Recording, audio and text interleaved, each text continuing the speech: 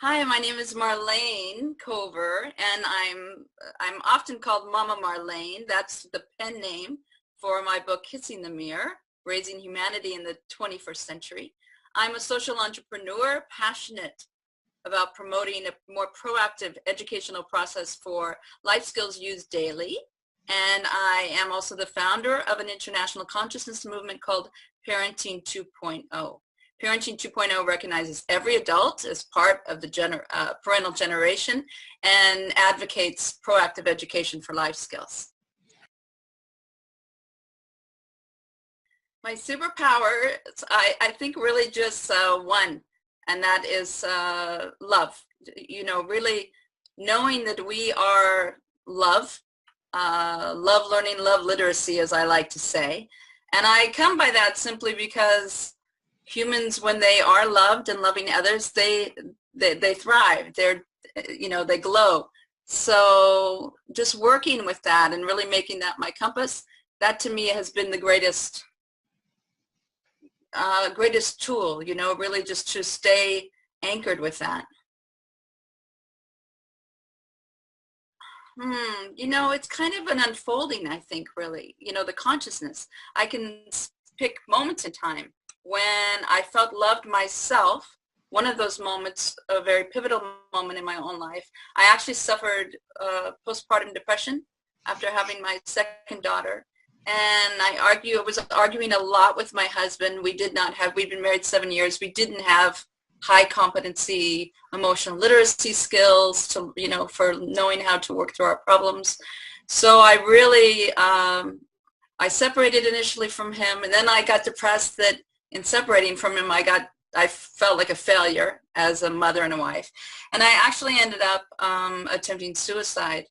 And it was in the hospital after the suicide attempt, and I actually had straps on my wrists and my ankles, and laying there, and I think what happened was all the things we tell ourselves every day, who to be, how to be, what to do, that really all just kind of fell away. And so I was laying there, and I think because I didn't have all those messages, I felt this omnipresent love in the room.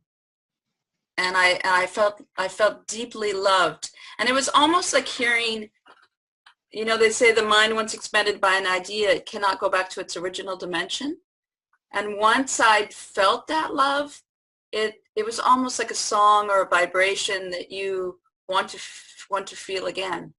So when something takes you away from it, and don't hear me wrong, I holler, I'm not always a loving person. But I like to say it's sort of like knowing you're on the road to New York. If you know where it is, if you know what you're shooting for.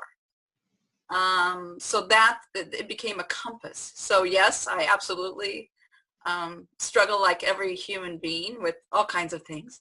But I had that as a focus, and that was life altering.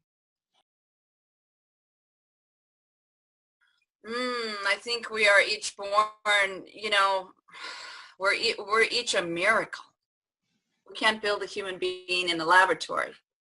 I think on the whole, much daily dialogue is, it can be very discouraging to people, very critical, very judgmental. And maybe we speak to what somebody is not, and we don't speak to, well, who are they? I mean, why is everything so diverse? And I think it's that we expand in our loving, not that we berate one another into conformity. So I truly believe every single human being is a miracle, and when they come into their own path of what brings them peace and joy, then they blossom really very much like a plant. Sometimes we think feelings, let me give you an example. Sometimes people think their feelings are the most important thing, but our feelings also are based on how we are perceiving a situation. For example, if you and I were walking down a street and I pushed you over, maybe initially you'd be very, very angry at me, right? Because you would perceive me as being mean to you. But what if I pushed you over because I saw a car coming and it was going to come up on the curb and hit you? So our understanding of any situation, our basic understanding, determines greatly our emotions around it. So, but I think, so checking our thinking is important. What messages are we giving ourselves? Making, and surrounding ourselves with individuals who are inspiring to us, who inspires us. And if we don't have anybody around us that's inspiring to us, read books, access whatever you can, but find out what turns you on, lights you up, and support yourself in pursuing whatever may come up.